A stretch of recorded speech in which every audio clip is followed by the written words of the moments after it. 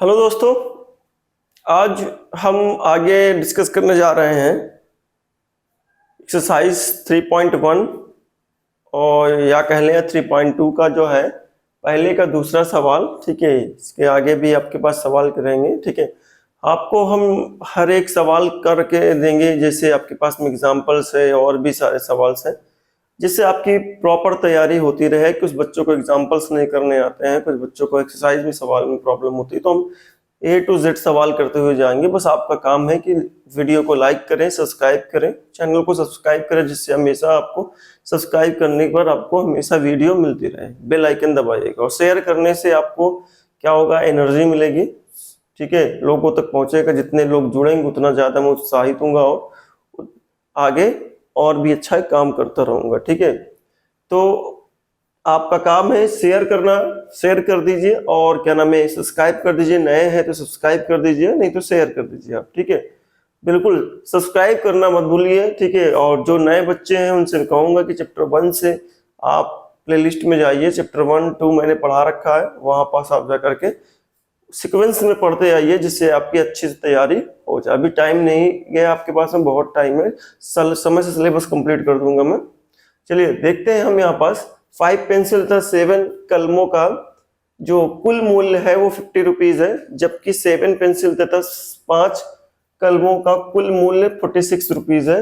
एक पेंसिल का मूल्य तथा एक कलम का मूल्य ज्ञात कीजिए। ठीक है, हमें देखिए इसमें बहुत ज्यादा लिखना नहीं पड़ता है, बस टू द पॉइंट लिखना पड़ता है और फटाफट आंसर आ जाता है। तो मान लेते हैं हम यहाँ पास कि हमें कलम का ना पेंसिल का मूल्य नहीं पता। जब नहीं पता होता है तो जो चीज नहीं पता होता उसको जानने के लिए हम उसके लिए एक चर की गणना करते हैं, यानी ये चर की मानते हैं हम। इसमें माना पेंसिल का जो मूल्य है एक पेंसिल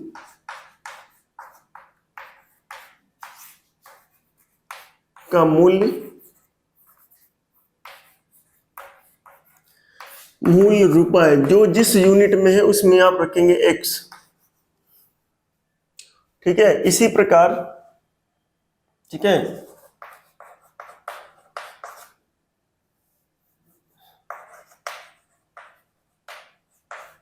इसी प्रकार आपके पास में एक पेन का मूल्य या कहें कलम का मूल्य,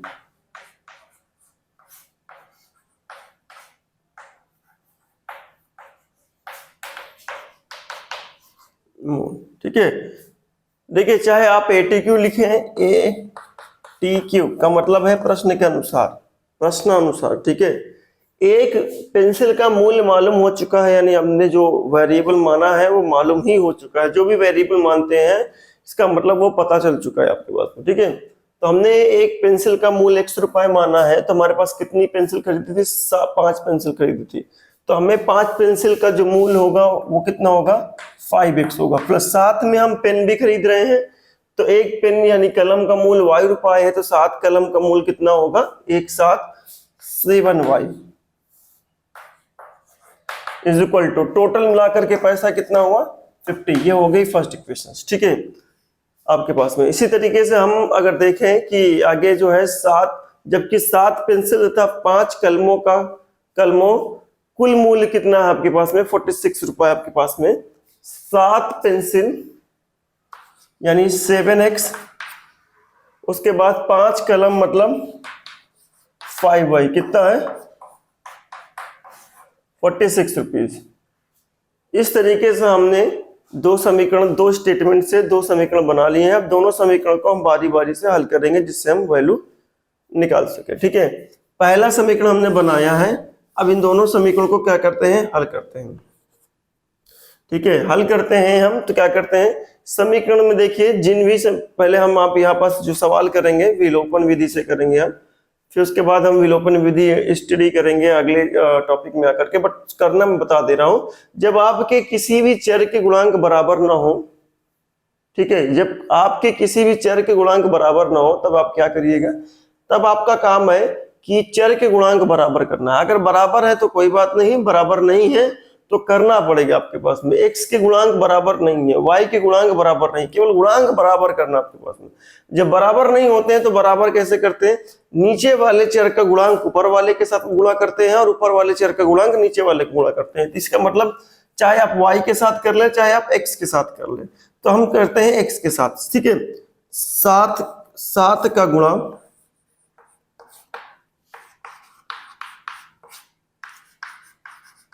समीकरण नंबर 1 में एवं 7 का गुणा इसमें और 5 का गुणा इसमें एवं 5 का गुणा समीकरण 2 में करने पर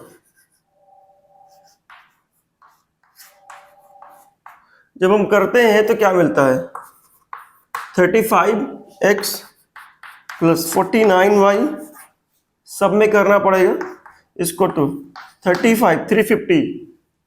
350 आपको मिलेगा, ठीक है आपके पास में। उसके बाद 5 का जब करेंगे इसमें तो कितना मिलेगा, प्लस, ठीक है, 25y इज इक्वल टू 0 23। अब गुणांक बराबर हो गए, जो गुणांक बराबर हो, मैं स्टेप बता रहा हूं, गुणांक बराबर नहीं तो करिए, अगर बराबर है तो आप फिर ना करिए, जो भी आप हल कर लीजिए। अब गुणांक बराबर हो गए, अगर गुणांक के चिन्ह समान है तो घटा दीजिए। घटाते समय जब घटाते हैं तो नीचे वाले समीकरण का जो आपके पास सारा चिन्ह बदल जाता है। अगर गुणांक बराबर है और चिन्ह विपरीत है तो जोड़ दीजिए। जोड़ते समय नीचे वाले केवल नीचे वाले का चिन्ह बदलेगा, नीचे वाले समीकरण का जोड़ोगे तो समीकरण का चिन्ह बदलेगा नहीं, घटाने पर केवल बदलेगा, ठीक है। जब आप घटाओगे तो नीचे वाले समीकरण का चिन्ह बदल जाएगा। तो मैं घटा देता हूं, घटाते में ये घटा दिया, चिन्ह बदल गया, 35x माइनस का 35x खत्म, 49y और 25y, तो 24y बचा, 350 और 230 में से 120 बचा बेटा, तो y की वैल्यू आई बेटा 5। समीकरण नंबर आगे की तरफ, y बराबर 5 समीकरण नंबर 1 में रख दीजिए। जैसे समीकरण नंबर 1 में 5 रखेंगे y की जगह पर, 35 उधर जाएगा, माइनस का 35 दूसरी तरफ जो जाता है तो चिन्ह बदल जाता है। 35 उधर गया, माइनस का 35, 50 में से माइनस का 35 आप घटाओगे तो 15 बचेगा, तो 15 फिर उसके बाद डिवाइड हो जाएगा। इसका मतलब आप जब करेंगे, मैं करके बता दे रहा हूं, ठीक है। 5 रखा तो 35 बना, 5x इज इक्वल टू, उधर जाएगा 50 माइनस 35 और एक 5x बराबर कितना निकल के आया बेटा, 50 में से 35 गया 15, तो x की वैल्यू आई डिवाइड होकर के 3। तो एक कलम और एक आपके पास पेंसिल, ठीक है। पेंसिल का जो मूल है, ठीक है, एक पेंसिल का मूल, एक पेंसिल का मूल जो है आपके पास में, पेंसिल क्या थी, x थी, रुपए 3, ठीक है। एक कलम का मूल जो है इक्वल टू रुपए y 5, ठीक है आपके पास में। तो एक कलम का मूल 5 रुपए है और पेंसिल का मूल कितना है, 3 रुपया। ये होप समझ में आया होगा। हालांकि ये सवाल आपको ग्राफ से करने थे, ग्राफ में समझा रखा हूं, तो ग्राफ आप पीछे वीडियो देखिए और ग्राफ आप समझिए और समझ करके फिर ग्राफ से आप इसको करिए, ठीक है। क्योंकि अब ज्यादातर सवाल आपको मैं विदाउट ग्राफ ही बताऊंगा, कि ग्राफ मैं पिछले लेक्चर में समझा चुका हूं, बता चुका हूं किसी भी समीकरण के कैसे ग्राफ ड्रा किए जाते हैं, ठीक है आपके पास में। तो आप जाइए, शुरुआत से वीडियो देखिए और उसके बाद ग्राफ सीखिए, और ये सारा सवाल ग्राफ के थ्रू हो जाएगा। Pause the video, note down बेटा, ठीक है। ये आपके पास में पहले का दूसरा सवाल था।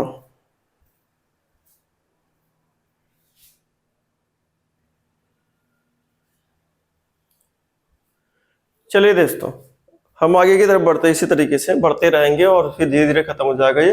तो हम बात करते हैं ठीक है, प्रश्नावली 3.1 या 3.2 का आपके पास में नई बुक के अकॉर्डिंग 3.1 है और पुराने बुक के अकॉर्डिंग 3.2 है। 3.1 का दूसरा क्वेश्चन, ठीक है, आपके पास में समझिएगा। अनुपातों A1/A2, B1/B2 और C1/C2 की तुलना करिए। ठीक है, तुलना करके ज्ञात कीजिए कि निम्न समीकरण युग्म द्वारा निरूपित रेखाएं एक बिंदु पर प्रतिच्छेद करती हैं। पहला, एक बिंदु पर प्रतिच्छेद करती है, नहीं, जो रेखाएं आप मिल रही हैं अनुपात को पता करने के बाद में जो निम्न समीकरण की जो रेखाएं मिल रही हैं, निरूपित हो रही हैं, वो रेखाएं पहला एक बिंदु पर प्रतिच्छेद करती हैं या फिर समानांतर है या फिर समपाती हैं। ठीक है, जो आपके पास में रेखाएं मिल रही हैं समीकरणों की, ठीक है, आपके पास में इसकी दो रेखाएं हैं, ये दोनों रेखाएं एक बिंदु पर प्रतिच्छेद करेंगी या फिर आपके पास ये करेंगे फिर ये करेंगे, या फिर ये आपके पास में समानांतर है या फिर ये समानांतर है या फिर ये समानांतर है, या दोनों संपाती हैं या संपाती है या फिर संपाती। इस तरीके से आपके पास बहुत ढेर सारे हैं। तो हम अनुपात से पता करेंगे। तो अनुपात का वाला मैंने टेबल बनवा रखा है, तो उस टेबल पे जाकर के स्टडी करिए। इसको भी पहले ही लेक्चर में पढ़ा चुका हूं, आप पीछे जाकर के वो टेबल आप मालूम कर सकते हैं। तो पहले दूसरे का मैं पहला नंबर बता रहा हूं आपके पास में, ठीक है, 5। देखिए इसमें जो आपके पास जितने भी आपके पास में लेना है A, B, A1, A2, B1, B2, C1, C2, इनको इनके गुणांक के सामने जो चिन्ह रखा हुआ है उसके साथ आप उठाएंगे। क्या करेंगे, इनको इनके गुणांक के सामने जो चिन्ह रखा हुआ है उसके थ्रू आप उठाएंगे। जब ये उठ जाएगा उसके बाद आप इसको हल करना शुरू कर देंगे। ठीक है, जैसे मैं कहूं कि अनुपातों A1/A2, B1/B2, C1/C2 है, तो मैं कहूंगा 5/A1/A2 इक्वल टू कितना है, 5/7। ठीक है, B1/B2 कितना है, ठीक है, -4/6। ठीक है, आपके पास में C1/C2 कितना है, C1/C2 कितना है, 8/-9। इन सब को अगर देखा जाए, ये 5/1 है, ये -4/6 है, तो पहले इन दोनों को देखें बराबर है कि नहीं है। तो 5/7 है, -4/6 है, तो 5/7 -4/6 बराबर है क्या, नहीं बराबर है। इसका मतलब कि ये जो अनुपात है A1/A2 does not equal to, बराबर नहीं है B1/B2 से। इसलिए जो रेखाएं हैं वो एक बिंदु पर क्या है, रेखाएं एक बिंदु पर प्रतिच्छेद करती हैं। ये रेखाएं, यानी आपके पास में जो पहला सवाल था, ये दोनों रेखाएं एक बिंदु पर प्रतिच्छेद है। ठीक है, तो हमने देखा कि आपके पास ये रेखाएं एक बिंदु पर, ठीक है, एक बिंदु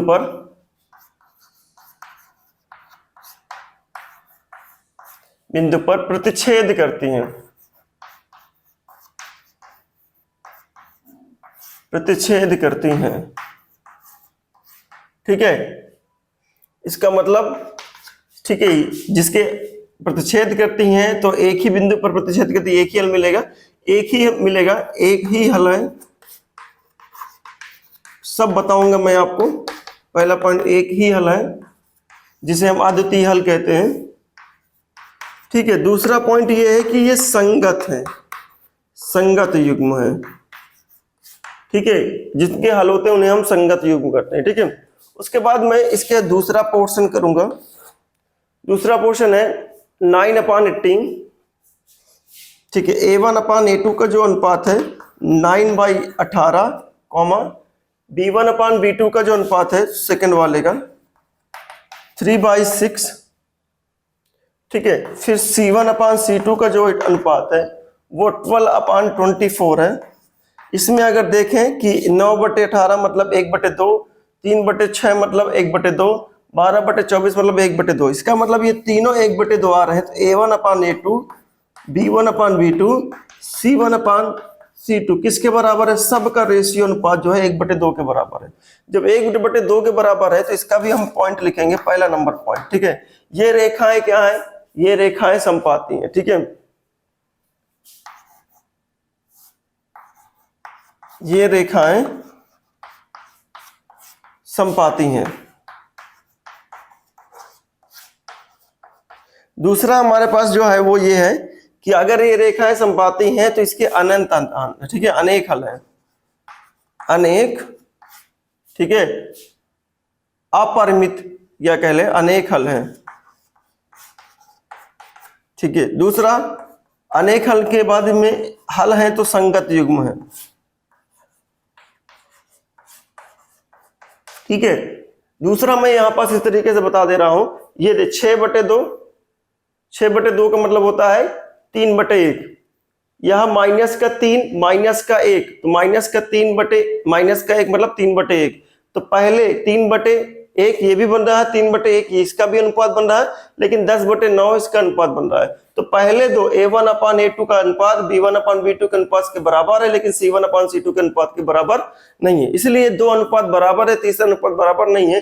तो जो दो अनुपात बराबर होते हैं, तीसरा नहीं बराबर होता, उसके लिए हम कहते हैं कि रेखा क्या है, समानांतर है, हल नहीं होगा। मतलब तीसरे के लिए बता रहा हूं, रेखा समानांतर है, हल नहीं होगा, ये फिर असंगत युग्म है। ठीक है, तो इस तरीके से प्रश्न नंबर 2 पूरा का पूरा हल हो गया आपके पास में। से 3rd नंबर आप कर लीजिएगा, मैंने आपको समझा रखा है। ठीक है, pause the video, note down बेटा।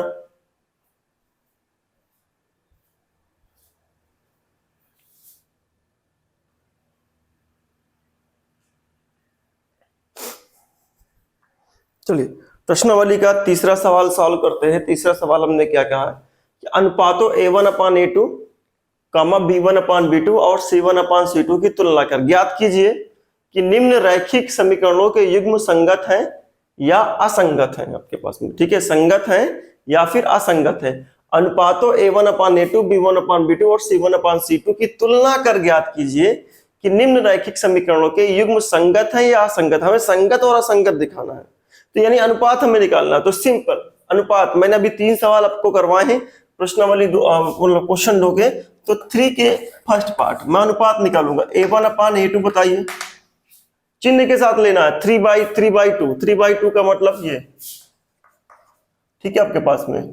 फिर B1/B2 का अनुपात क्या है, B1/B2 का क्या है, 2/-3। तो इसका मतलब ये दोनों बराबर नहीं है। A1/A2 बराबर नहीं है B1/B2 के। इसका मतलब क्या है, हल है इसके, एक ही हल है, तो इसका मतलब क्या है, संगत युग्म है। ठीक है, दूसरा इसका जो पार्ट है, केवल इतना ही बताना है आपके पास में, 2x - 3y, 2x - 3y, 2x - 3y 8 और 4x - 6y = 9। तो 2/4 A1/A2, 2/4 बटा 1/2। ठीक है, उसके बाद में आपसे कह रहा है, ठीक है, B1/B2 क्या होगा, -3/, -3/, माइनस से माइनस का 1/2 बनेगा ये भी।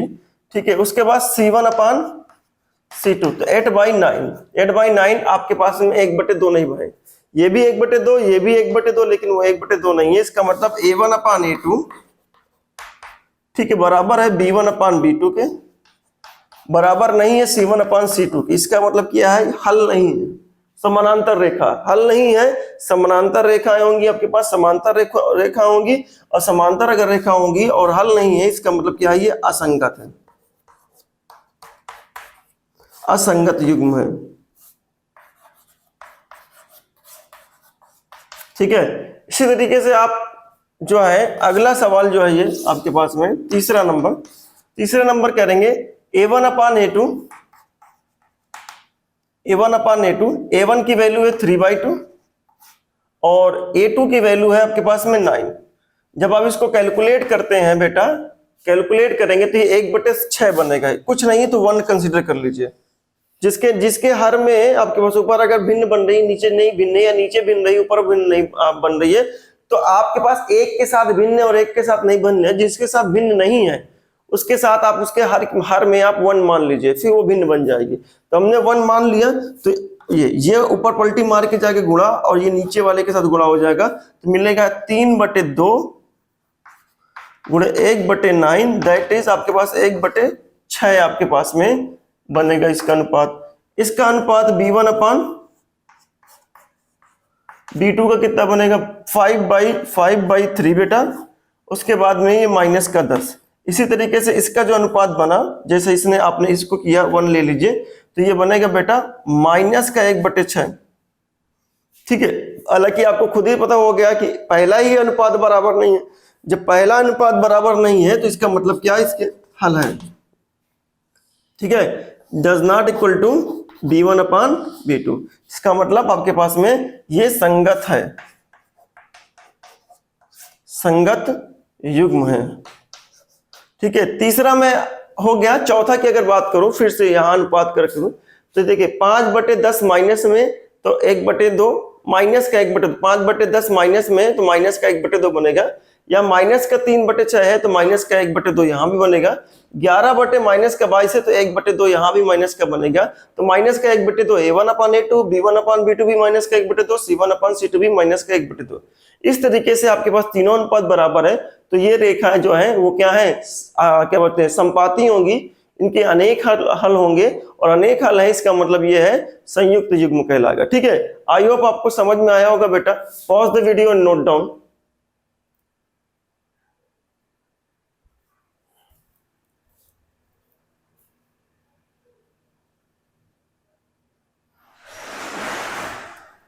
चलिए प्रश्नावली का हम चौथा सवाल देखते हैं। हम चौथा सवाल क्या कह रहा है, सेम सवाल जैसे दूसरा तीसरा आपने किया वैसे चौथा भी करना है, लेकिन यहाँ पास आपको ग्राफीय विधि से हल ज्ञात करना है। ग्राफीय विधि से हल हमने बता रखा है, ठीक है। चलिए फिर भी करते हैं। निम्नलिखित रैखिक समीकरणों के युग्म में से कौन से युग्म संगत और असंगत है। पहले संगत और असंगत बताने आपके पास में, उसके बाद यदि संगत है, संगत का मतलब हल है, हल किसके होते हैं, संगत के होते हैं, ठीक है। अगर संगत है तो ग्राफीय विधि से हल ज्ञात कीजिए, आपके पास में ग्राफीय विधि से हल ज्ञात कीजिए, ठीक है। तो पहला हम चौथे का पहला करते हैं। पहला डायरेक्ट अनुपात लिख लेते हैं।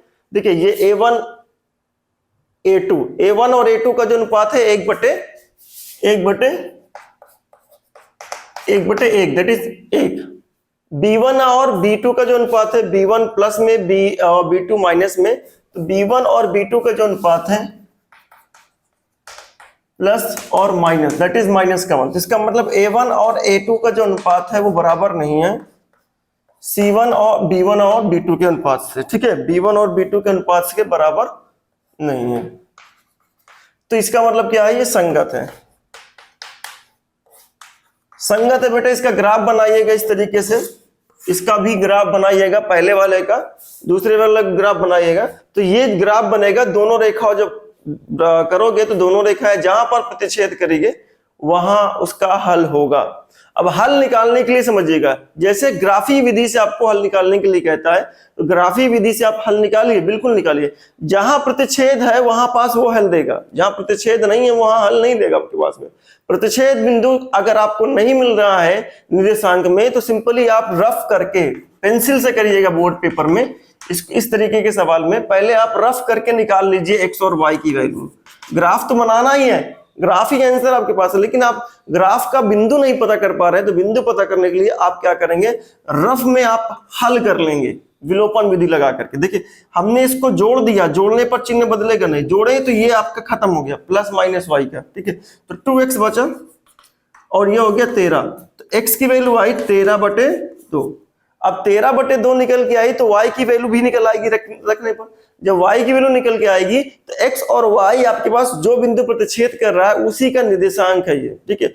वहां पास इसको उठा के रख दीजिए और कह दीजिएगा यही हल आपके पास। बाकी फिर बाद में इसको पेंसिल से लिखे होंगे तो इरेज कर दीजिएगा। तो इस तरीके से आपका ग्राफीय विधि से हल हो जाएगा, ठीक है। क्योंकि ग्राफ आप एग्जैक्टली बना पाए या ना बना पाए, पॉइंट डिस्टर्ब हो जाता है कभी कभी, और आप उसमें एक ही सवाल के दम पर तो पेपर करना नहीं आपके पास में। तो आप करिए, बेशक करिए, लेकिन इतना ध्यान रखिएगा ग्राफ वाला ग्राफ ड्रा करने के बाद में पॉइंट मत ढूंढने बैठ जाना, बस विलोपन विधि से रफ करना और फटाक दे पॉइंट मिल जाएगा। और मिलते ही आप वहां पास रखिए और रखने के बाद वहां से जो आपने हल किया रफ में उसको हटा दीजिए, ठीक है। संगत आपको पता चल गया। आगे बढ़े आगे की तरफ। देखिए फर्स्ट पार्ट, सेकेंड पार्ट की अगर बात करें, ग्राफ के थ्रू ही सब करना है आपके पास में। सेकेंड पार्ट में अगर देखें, सॉरी गड़बड़ हो गया बेटा, ये सवाल ये आपके पास में ये सवाल है 1 और 2, ठीक है। गड़बड़ हो गया, फिर से आपको करना पड़ेगा। अनुपात अगर देखें x का अनुपात x के साथ में 1/2 और y के साथ में 1/2, ठीक है। उसके बाद C का C के साथ में C1 अनुपात है C2 5/10 दैट इज 1/2। ठीक है, ये आपके पास थोड़ा गड़बड़ हो गया बेटा, मिस्टेक हो गया, तो आप देख लीजिएगा। ठीक है, इक्वल टू C1/C2। इसका ग्राफ दोनों रेखाएं एक दूसरे पर चढ़ती जाएंगी, मतलब समपाती होंगी रेखाएं। ठीक है, इसका तो आप जानते हैं हल नहीं निकलेगा, अनेक हल होते हैं, कौन सा हल निकालोगे, प्रतिच्छेद वाला हल निकलता है। ठीक है, इसमें आप चलिए इसमें दूसरे वाले में देखते हैं, एक्स हुआ और उसका आपके पास में, तो A1/A2 1/3, B1/B2 माइनस का 1 y के साथ माइनस का 3 y के साथ, तो 1/3 ही मिलेगा। C1/C2 8/16 that is 1/2। इसका मतलब ये दो अनुपात बराबर है, वो बराबर नहीं है, तो हम भी कहेंगे A1/A2 बराबर है B1/B2 के और बराबर नहीं है C1/C2 के। तो इसका मतलब ये समांतर रेखा होगी, असंगत है, असंगत युग्म है। ठीक है, इस तरीके से। तीसरा की अगर बात करें हम, ठीक है, 2x का इसके साथ में 2x + y 4x 2y आपके पास में 2x/4 इक्वल टू 4x, तो इसका मतलब A1/A2 का जो वैल्यू बनेगा 1/2 बनेगा बेटा। y और -2 का मतलब B1/B2 की जो वैल्यू बनेगी वो बनेगी 1/2 माइनस में बेटा। इसका मतलब ये दोनों ही बराबर नहीं है। जब दोनों बराबर नहीं है, तीसरा अनुपात चेक ही मत करिए, बराबर नहीं है। अब इसमें क्या आपके पास में ये संगत है, ये संगत है, इसका आप बिंदु से हल निकाल सकते हैं। संगत है, इसका बिंदु से हल निकालेंगे। कैसे निकालेंगे? तो बेटा आपको मैंने बता रखा है कि आप इसको विलोपन विधि से हल करेंगे, विलोपन विधि से हल करेंगे।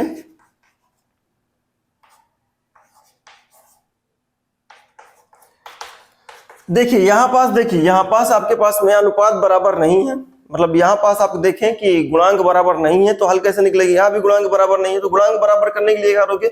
2 का ऊपर गुणा कर दो बस, इसके गुणांक बराबर करने के 2 यहां करना है, तो 2 का गुणा कर दो। 2 का गुणा करोगे तो कितना मिलेगा आपके पास में? मिलेगा आपके पास में 2 को गुणा करने पर आपके पास में 2 4 बन जाएगा। ये कितना बन जाएगा? प्लस का 2y, तो ये बन जाएगा बेटा 12।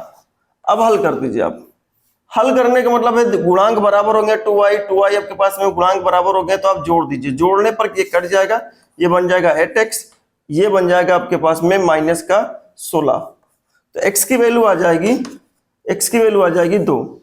x की वैल्यू 2 आ गई, तो 2 रखने पर आपके पास कितना मिलेगा? 2 रखने पर आपके पास में x की वैल्यू जैसे 2 रखेंगे, यहाँ पास 2 चौको 8, 8 में से 4 गया, फिर से 4 बचा। ठीक है, तो y की वैल्यू क्या मिलेगी? -2। ठीक है, आपके पास में 2 चौको 8, 8 में से 4 गया, 4 बचा। ठीक है, आपके पास में 4 उधर जाएंगे तो सॉरी प्लस का 2 मिलेगा आपके पास में। ठीक है, तो जहां पास आपको बिंदु मिल जाए उस बिंदु पर आप इसको रख दीजिएगा, आपको हल प्राप्त हो जाएगा। फिर इसको आप जो कैलकुलेशन इसको हटा दीजिएगा, ग्राफ में ही आप नोट करिएगा। ठीक है, तो इस तरीके से आपके पास में सवाल हो गए, ये सवाल भी आप कर लीजिएगा। इस तरीके से आपके पास 2 का 4 के साथ में 1/2 मिलेगा, -2 का 4 के साथ में -4 के 1/2 मिलेगा, तो और -2 का 5 के साथ में माइनस खत्म हो जाएगा 2/5, यानी 2 अनुपात बराबर है, तीसरा बराबर नहीं है, तो इसके क्या है? असंगत युग्म हो गए और इसका हल नहीं मिलेगा, रेखा समानांतर होगी। ठीक है, आई होप आपको समझ में आया होगा। Pause the video, note down बेटा, बस नोट करके आप इस बात को समझिए। इस वीडियो को शेयर करिए, जितना हो सके उतना शेयर करिए। आप नए हैं चैनल को सब्सक्राइब करिए, मैं आपको पूरा सिलेबस कंप्लीट कर दूंगा और अच्छी तैयारी करा दूंगा आपके पास में। आपको कहीं भटकने की जरूरत नहीं होगी, सारा सिलेबस कंप्लीट, एक एक क्वेश्चन सॉल्यूशन। उसके बाद में फिर आपका जो 10 साल के पेपर है, पेपर वाइज आपको हर एक पेपर आपको बस करते जाएंगे, जैसे आपके पास मिलते जाएंगे, बस आपको करना है। हम ना आपके पास नवंबर से क्या आपके अक्टूबर से एक पेपर डेली सॉल्व करेंगे। अक्टूबर तक आपका हो सकता है सिलेबस भी खत्म करते हैं हम। अक्टूबर हमारा लास्ट होगा, लास्ट में हम पेपर का क्या नाम है सिलेबस खत्म हो जाएगा और आपका ये फिर एक चैप्टर जो पेपर है वो डेली एक पेपर आपको डिस्कस होगा और इस तरीके से पूरा आपका कंप्लीट कोर्स हो जाएगा और आप अच्छे मार्क्स पा जाएंगे। ठीक है, बस सब्सक्राइब करिए, लोगों से कहिए वो भी सब्सक्राइब करें, अच्छे मार्क्स पाएं, मेरे से जुड़िए, अच्छे मार्क्स में दिलाऊंगा, मेरी गारंटी है आपके पास में। ठीक है, इस तरीके से आप बने रहिए। धन्यवाद, कल मिलते हैं।